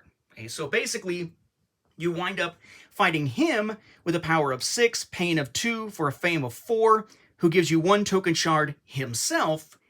And you also get all the token shards from any of those minions that you would have fought that now he's kind of scared off by dominating the battlefield if you manage to defeat him. Pretty cool, though he is pretty tough with a power of 6. Then you have the Lava Golems, and the Lava Golems are basically a bitch to the people who are around you when you're fighting. If you push in combat to go to a next round of combat against this minion, each player on or adjacent to this encounter, so you and anyone on an adjacent encounter, loses a health. Ouch. Just really powerful, interesting new enemies, but only in the special edition. Before we get to the royalty expansion, let's take a look at the Kickstarter Exclusives Box. This is the one that has all the stuff in it that is theoretically only Kickstarter exclusive, so that even if they were to sell the special edition, this would not be included. It's mostly cosmetic upgrades and little gifts and whatnot in this case. It is supposed to be only available to backers, was only printed once in the same numbers as a special edition. As I mentioned before, we have the 180,000 Australian dollar stretch goal, which was to replace those cardboard food tokens with wooden tokens in that Kickstarter exclusive box. And yes, if you're wondering, it is 40 again. It's the exact same number. At the 240,000 Australian dollar stretch goal, everybody got, in the Kickstarter exclusive box, metal versions of the token shards. Again, in the same number, 25 of the tiny ones, representing 1, 5 of the giant ones, representing 5. They're nice and kind of hefty feeling. They are made actually of metal. They make a nice clinking sound. These were the items that once unlocked as a stretch goal, enough people said they wanted more of for, say, other games, that they offered an $8 add-on, which was then also included in the World's End pledge. So anyone who pledged World's End got 2 sets of the metal ones and got the wooden ones inside the special edition version of the base game. That's a lot of shards. Now remember, in the base or special edition version of the game, in order to track health and fame, basically each player had 2 matching colored little discs with no printing on them in their player color. Thanks to stretch goals, backers also in the Kickstarter exclusive box got some alternate things that they could use for those components. You still had the original components in the special edition box, but thanks to the $200,000 Australian dollar stretch goal and then the 220,000 Australian dollar stretch goal respectively, we got 4 screen printed health tokens to track, screen printed there with the heart emblem representing damage or health, and then in the 4 different colors to tell them apart, these nice thick fame tracker tokens that were printed. Now, we've gone over all the stretch goals at this point, but they weren't done providing extra stuff. They also have what were referred to as token rewards. In the video game, when you meet certain milestones or complete certain encounters, you get a token. It looks like those metal shards when they are whole. Then they crack open, the little pieces look like the little 1 value metal shards, and out comes some kind of reward, like a new card or whatever. So in this case, to represent certain milestones after all the stretch goals were done, they continued giving more stuff for the Kickstarter exclusive box, but called them these token rewards. Well, the first of these token rewards was given once the campaign met its last stretch goal as the token rewards themselves were being revealed. That is this. This is a so-called pain die. Normally, you have the pain deck with the pain cards, you draw a pain card, do what it says, sit it aside in a discard pile, and then you do not then shuffle those back together to make that possibility come up, possibly again, until after the deck is completely depleted. Instead, you could roll a pain die. It does mean that certain things can always come up, as opposed to once you've exhausted all of them from the pain deck, they couldn't come up until it's shuffled again, but it also means a 1 in 6 chance of different outcomes here. So, one outcome would be drawing a curse card, that's one face, losing 1 food, that's the second face, 3 health, third face, fourth face is just 1 health, and then the other 2 faces would lose 2 health. So you have basically a 67% chance of having some level of health loss, right? You have only a, 17% chance, give or take, for getting 3 health loss, a curse card, or 1 food taken away, or just losing 1 health, which would be a better outcome than most, whereas you have a 33% chance of losing 2 health. Once the campaign hit 3,000 backers, we got what was referred to as the Demon Trader Drawstring bag, which is this. Mine's kind of creased because of how it's been folded up in that bag. It's just a place to put your metal shards or whatever else you want to stick into a bag for safekeeping. Then 200 backers later, at 3,200 backers, we got the Kingslayer coin. That's sort of the hand with the blade there, and the symbol and stuff on the back with the blade and all, with like the king crown, the blade kind of going through the crown here for king, queen, and jack and all that. This is just kind of an oddball item. They suggested maybe using it to keep track of the cooperative score during the game, or perhaps something to hand off to the player who defeated the king in a particular game. Kind of generally useless. I mean, nice and hefty, but its one gameplay use wound up being superseded shortly thereafter. We'll see that one in a moment. 200 more backers later, at 3,400 backers, we got the Lionel Coin, Mr. Lionel being a character in the video games, and in this game, it's essentially just a pin that has the number of final backers on it. This confused some folks early on because the number of backers actually shown in the images during the campaign wasn't correct, but of course it wasn't because they didn't know how many backers there would be until the end. 4,136, but it's just a pin. Then because of how much time the campaign was taking to fulfill, they gave a special gift to everyone in the Kickstarter exclusive box, which is the Pathfinder token. This is meant to be either a first player token in the competitive game to track the score in the cooperative game, or the time in the endless mode. But of course, you could also use this for the same purpose. So 2 not entirely useless, but not entirely useful items there, just as little extra thank yous from the team in the Kickstarter exclusive box. And that is all that is in the Kickstarter exclusive box. Your metal or wooden tokens replacing ones from the base game if you want, and then these items that are essentially new, although you could argue that this just replaces the pain deck. Now, before we get to the royalty expansion, I've already shown you the add-ons in the form of the metal token shards, which also had the stretch goal version. I've already shown you the neoprene playmat as well. This was what the packs of so-called official Hand of Fate Ordeals sleeves looked like. But they were just kind of standard gaming card sleeves, 50 of them, 66 by 92 millimeters here. Why they went with their own brand of card sleeves instead of just telling people where to find sleeves or sourcing them through something else, who freaking knows? But this is what they look like, because there were a few that weren't used that wound up still in this pack from the person I bought this from. I was not a backer of this game. Someone else backed it at the All-In World's End tier, and I purchased that pledge from them after the fact already sleeved. I would note, I think I mentioned this earlier, that does mean that I believe the tarot and mini card sleeves were not part of this. It was just these sleeves for the main cards. So you're not really missing out too much if you don't have the official card sleeves. Finally, that brings us to another item that did technically hit retail, but only in relatively limited amounts, that is now really freaking difficult to find. But thankfully, this box, like the other add-ons, does not have a special edition version and a regular retail version. This is the only version that exists of the royalty expansion. Again, at each of those 3 milestones after the middle zones of stretch goals in the campaign, they believed it was financially viable to produce an expansion that would include one other suit out of the 4 suits as a campaign, since the Skulls campaign was already in the base game box. Enough people basically said, you know what, I'm either getting none or all of them, why would I only get one or the other, that they finally just combined them into this one royalty expansion. So instead of 3 separate expansions at $12 each, or $24 in terms of bumping up from the base tier to the second tier of Kickstarter pledges, you got this that is essentially $36 of value that many, in fact most, would have gotten at $24 as part of their pledge. So it says the adventure card game of life and death, Hand of Fate Ordeals, royalty expansion, company names. There's your kings, I guess they would be here, of each of the other suits. Skulls not on there, because Skulls, of course, are in the base game. The side there, Hand of Fate Ordeals, royalty expansion with the company logos.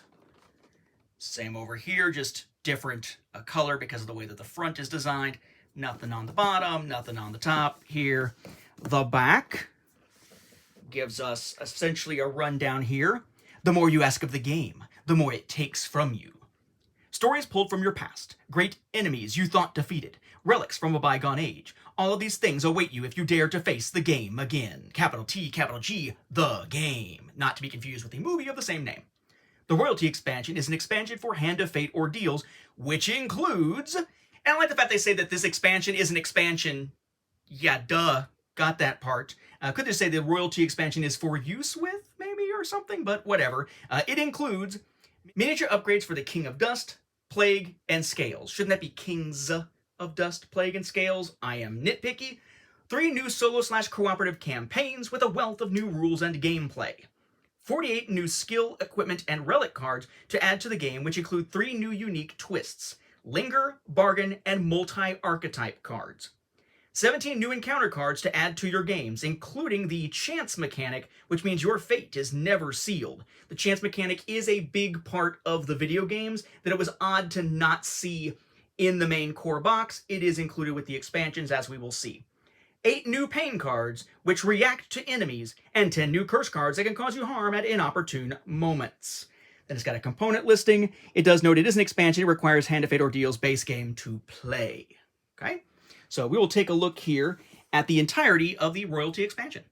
So in keeping with the very narrow box, we have our very narrow expansion rulebook, which doesn't manage to fit a ton on each page, relatively speaking, because it is so narrow, so it is a little bit thick. It runs 28 pages by itself. Then you have 3 new miniatures for each of the kings of the other factions, the other suits that did not get a campaign or a miniature back in the base game. Remember, though, all of the king cards and queen and jack cards for these suits are in the base game. It's just that this expansion is providing new mechanics and campaigns specifically for them, and gives you the minis for the kings so you don't have to use the tokens that are in the base game. Okay. So we have the King of Dust here, sort of the bandit group. We have the Ratmen with the King of Plague, and the Lizardmen with the King of Scales.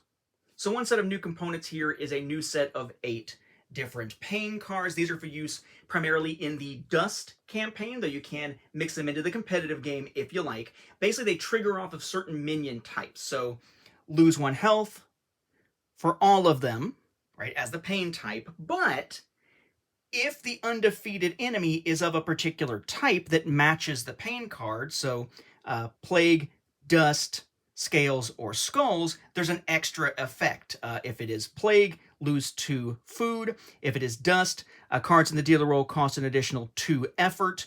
If it is Scales, lose 2 health. If it is Skulls, take 1 curse card. So just sort of adds to the pain deck's ability to deal pain in a way that is specific to the type of minion. So it's kind of a thematic effect on you, not just generalized pain. There are 3 new Relics cards here. We have the Shield of Scales, which is an offhand shield, piece of armor. We have the Queen's Crossbow, which is considered a trinket to your side. And then for your head, a piece of armor, the Scavenger's Cap. Now, these are set up for the Scales, Dust, and Plague campaign, so 1 for each. Then there are 17 new encounter cards. 5 of them are for the Dust campaign here. We have the Barracks and the Inn, which are events. We have the Bandit Town, which is an ambush type of combat. And I should note here that with an ambush card, when it's first revealed, you're forced to encounter it as an ambush. You get your strike bonus reduced to 1, but then after that, it's just a regular encounter card. Then we have a regular combat card, Treasure Trove, and then here is a new type of card, Mandatory. This is a little different than an ambush. It is mandatory that you do it when it's revealed or when you land on it after it's already been revealed. Okay, so in the case of an ambush, mandatory, but just the first time when it's revealed because you're getting ambushed, and after that you just know the enemies are there and can choose to encounter them. Here, it's a mandatory that happens every single time, and if there are usage cubes, then yes, it happens every time, and you pull a usage cube off of it, and then once the cubes are gone, it doesn't happen anymore. But if there's no usage cube amount over here, it happens every single time someone lands on it. So then the Plague campaign has 5 new encounters, 3 of which are events. 1 probably needs some explanation because it does get a card clarification, which is Blood Auction. Each player may bid a certain amount of effort from their hand face down.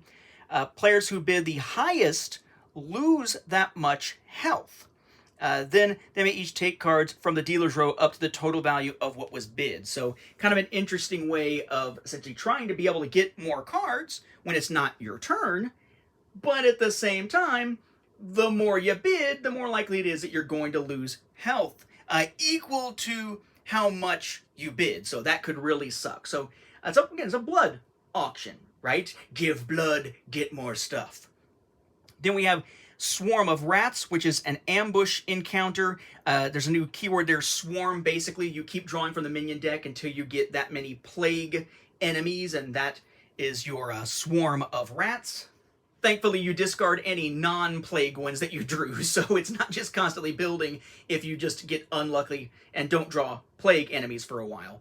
And then you have the Rat's Den, which has Swarm also, Swarm of 2, but it's essentially almost like a boss. It's a combat encounter. You must fight the Swarm, but you must also fight the Rat's Den itself, which is a boss with 6 health. And if you flee from the Rat's Den, you resolve 2 pain cards. So the den itself acts like an enemy or boss encounter. Because it's treated as a boss, you got to take care of the minions before you can damage it, because that's what happens with the boss. At least that's what I would assume. It does say that it is treated like a boss on the card and in the clarification. It doesn't necessarily say you got to take out the minions first, but that is the typical boss mechanic in the game, so I would assume that it works like any other one. And when defeated, you don't get rid of the Rat's Den or anything like that. I mean, you're getting the rewards from the cards that you fought, but defeating it basically just avoids the pain. I should note, by the way, before we take a look at scales, because I didn't think to mention it, that Treasure Trove and Barracks from the Dust encounters, they are campaign only, as are Rat's Den and Swarm of Rats from Plague. The other ones can be played in the normal game if you want to just shuffle them in, but those are campaign only. Speaking of which, then we then have the Scale campaign, where it has 7 new encounters provided, all of which, except for these bottom 2, which are chance location encounters, are campaign only. So we have the Arena, which is an event with no ability on it, just what you can purchase. It plays into the way that the entire campaign is set up. You then have 4 mandatory campaign encounters, each of which involves chance. You then have those 2 locations that could be used in other modes, because they're not campaign restricted, they're just called location, which are chance encounters themselves. Now, the way a chance encounter works is that just like in the video game, there are 4 different cards. Or in the video game, there are typically, it kind of depends on what the situation is, but most of the time, it's just success, failure, or huge failure. There is a huge success option, but that is not found within this game, the tabletop game. So you have success, success, failure, and huge failure as your possibilities. 50% chance of success, 25% chance of failure, 25% chance of a huge failure, or you could say 50% chance of some form of failure. So once you get one of these, another player or you just blindly, you shuffle all those chance cards. They have the die on the back there. You shuffle the chance cards and draw one. And that's going to tell you what the result is. And it's always laid out on the cards themselves. This one, for instance, is succeed or lose 1 health, and so on and so on and so on. This one has success, failure, and huge failure. Okay, so the other ones, success, failure, and huge failure, have different effects that all get pulled off. The pit is the only one where you either succeed or you lose a health, return to your previous encounter, and can't cross that encounter. Again, it has to do with how the campaign itself plays. But it adds a level of chance into the game without using dice. I guess they could have used a D4 or something. Just feels good using the cards, and because those cards exist within the video game, it feels very thematic to the adaptation process. The Plague campaign also includes a new type of curse card. Remember, I mentioned the whole bad luck thing, how it was weird, right? That it's a curse, but bad luck is the name of the card. That's the only curse card in the base game. Well, that's because the expansion introduces other types of curses. In this case, there's a special type of curse called a malediction. Okay? There are 2 copies of each of 5 different types: the curse of Blight, cowardice, avarice, lethargy, and weakness. And they all have that -1 towards your score at the end of the game, just like any other curse does. And they all kind of take up a space inside your hand. But not really. It's kind of an odd thing, because they basically give you something and then they suck. So each one, if you play it, or say you draw it as part of your strike bonus, there's an ability on it. You get to draw 1 card. That's actually kind of cool. It takes a place in your hand, but if you play it, you basically get a card back. That's nice. But then you have to deal with the crap that goes with it. Blight is you can't restore health this turn. If you resolve a pain card this turn, lose an extra health. Cowardice, draw a card, but if you flee from combat this turn, you lose 1 health. Avarice, draw that card, but if you have 5 token shards or more, moving costs an additional 2 food, because you're just basically weighed down with the metal. Really kind of works well with those metal shards as an add-on and stretch goal. Curse of Lethargy, again, drawing the card, but then the first card you acquire this turn costs an additional 2 effort. And then Curse of Weakness, after drawing that card, reduce the strike bonus of your weapon by 1. So, yeah, depending on your situation, it might be worthwhile to play this. And if you drew one as a strike bonus, you do have to resolve the ability, which kind of sucks. So, still not great, but they're more painful, but also not as useless as regular curse cards, as the bad luck from the base game. The package then contains 6 new equipment cards, but it's only 2 for each campaign. So for the Scales campaign, you have the Chimeric Edge one-handed sword there, and then you have the King of Scales Crusher, which is, I guess, kind of like a bludgeoning tool there as a weapon as well. It's a heavy weapon. Then for the Dust campaign, you have Myron's Sharpened Blades, which is a dual-wield weapon. But then you also have armor in the form of Bandit King's Finery. That's body armor as opposed to head armor. Also with body armor then from Plague, you have the well-worn leathers, but then also the Rat Queen's Cowl as a headpiece. Then there's a total of 39 new skill cards. And I guess I should note that I've been calling these dealer row cards because that is where they are found. Technically, they are skill cards within the different archetypes then, with, your attack or your action cards under Trickster and Soldier and Wonder, all that stuff. Technically, they are skill cards. I just haven't been using the term properly here. I've always thought of them as dealer deck cards because they're just the dealer row stuff. But anyway, so there are 8 new cards for the Soldier archetype here. We have 2 copies each of Intimidate, Riposte, Juggernaut's Force, and Shakedown. Notice that Intimidate is the one that does not act as an attack card, is just an action. I should note before I set these aside that Riposte and Juggernaut's Force are for the Plague campaign. Intimidate and Shakedown are for the Dust campaign. Nothing here for Scales. Then you have 9 cards for the Wanderer archetype, 2 each of Stored Supplies, Gather, Scout, and Farmer's Yield, but then 1 of Dispatch. Notice their Dispatch is actually an attack card. Otherwise, it's all actions either for effort or for food. They are divided up so that Scout and Farmer's Yield are for the Plague campaign, and then Dispatch, Gather, and Stored Supplies are all for the Dust campaign. There's nothing specifically for the Scales campaign for this one. We then have 9 new cards here for the Trickster archetype, 2 of Misplace, 2 of Manifest. These are all for the Dust campaign. Then we have Death's Knell, 2 of Time's Toll, and 2 of Echoing Flare. These are for the Plague campaign. So why aren't there any for Scales? Well, that is because the Scales campaign introduces a new type of card called the multi-archetype card, which is exactly what it sounds like. It is 2 different archetypes at the same time. So if there are other abilities that trigger off of archetypes being played, it's able to trigger off of 2 different ones. So as a mixture of Trickster and Soldier, we have 2 copies each of Knight's Favor and Misdirection. And then as a combination here of Wanderer and Trickster, we get 2 copies of Blink and 2 of Transmute. Then for a multi-archetype of Soldier with Wanderer, we have 5 cards here. We have 2 of Defender's Discipline and 2 of Warrior's Endurance, and then 1 of Butcher's Fury, bringing us to a total again of 39 new skill cards.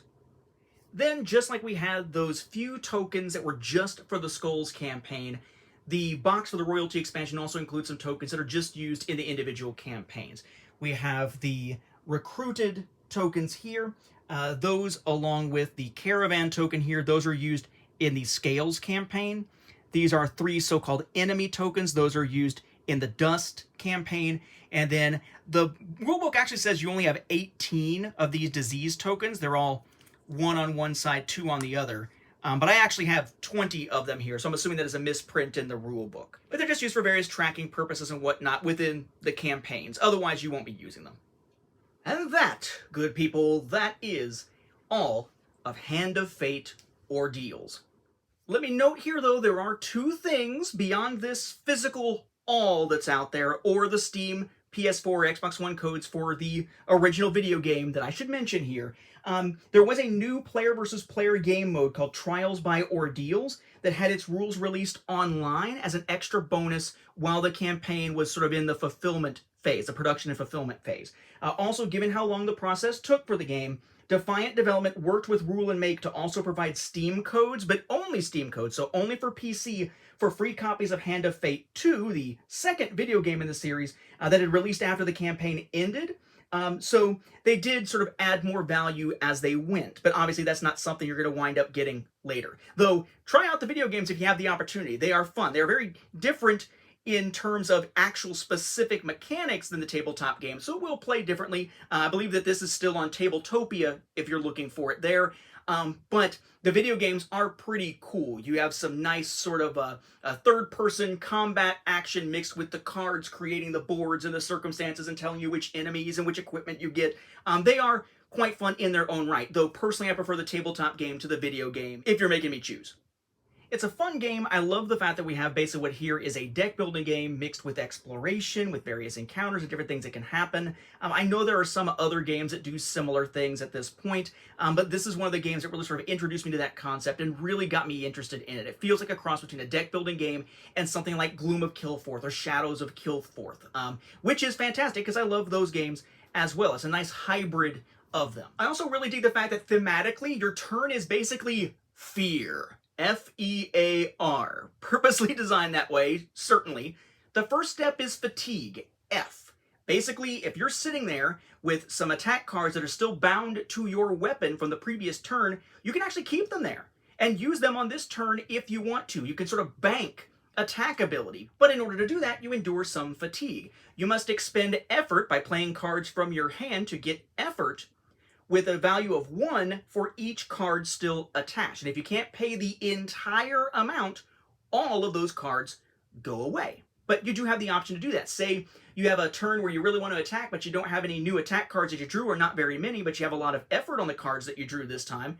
That's fine. Spend the effort to keep the attack cards that are already bound to your weapon and use them on this turn instead. It helps you sort of mitigate as you play. Then you have E, Explore. You move by paying food, and if you don't have any food, you can still do it. You just pay 1 health each time you move to land on whatever encounter you want to land on. Whether it's one that you just landed on for the first time that has now been flipped over, which would activate if it's mandatory or an ambush, but otherwise still give you the option to activate it if you wanted to, and then activating an actual encounter as the second part of your Explore phase, the E phase of Fear. Then you got Acquire, the A phase of Fear. That's where you're going to purchase cards with effort from the dealer row, put them in your discard pile, and it's a deck building game. As soon as your draw pile is empty and you have to draw a new card, shuffle your discard pile into a new deck. Now those cards you purchased are in circulation for you to actually use. I would note, I guess, a distinction here, though, before moving on, that skill cards go into your discard pile to go into your deck, whereas equipment cards go straight onto your player board. Then you got the rest phase, R in Fear, finishing out the word, finishing out your turn by simply discarding the stuff that has already been played, except for the stuff that is still bound to your weapon, and any end of turn effects like you would see in the majority of deck building games. So it really is a deck building game at its heart, with exploration, combat, with competitive modes, cooperative modes, campaigns that can be played, a lot of different modes also available in the special edition, along with some sort of plug-in things like new minions and whatnot. It is a fantastic game. Again, it is one of my absolute favorites, and it is a damn shame that both Rule and Make and Defiant Development have gone out of business, because it would have been awesome to see more of Hand of Fate Ordeals. As it stands, though, at least there is no expansion beyond where it is now, so a complete collection can be had, but usually for a pretty penny because they are pretty hard to find. Again, for the core box, go for the special edition if you can. As we've seen, there's a bunch of stuff that's only in the special edition. The Kickstarter Exclusives Box is less of an issue. It is primarily cosmetic, but still pretty nice to have. The Royalty expansion is a lot of new gameplay as well, and thankfully it did hit retail, and there's only one version of it.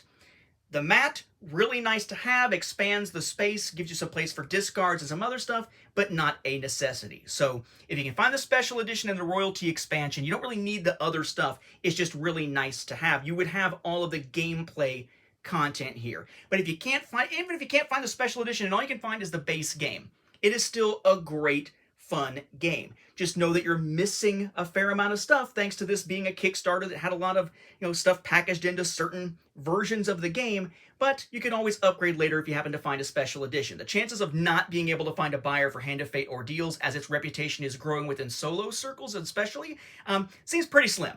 So you should be able to find a buyer if it comes down to it, if you were to get the base game and then want to switch it out for the special edition someday. I am extremely glad that I picked this up when I did, because I managed to apparently get everything for an okay, slightly inflated price right before its reputation really started to kick up and it became in more demand right around the time, I guess, of the pandemic and onward from there. So Hand of Fate Ordeals, great game, one of my favorites. Definitely Nate's favorite deck building game, not just part of Nate's favorite deck building games, the video series here. Definitely one I wanted to share with you guys, and hopefully those of you who are considering buying this and are curious what on earth is out there as part of this, now you know. And knowing is maybe half the battle. Then you'll need to push and spend a food and hope you don't get killed by the pain cards in the process for the other half of the battle. Hand of Fate! Yeah, I'll stop now.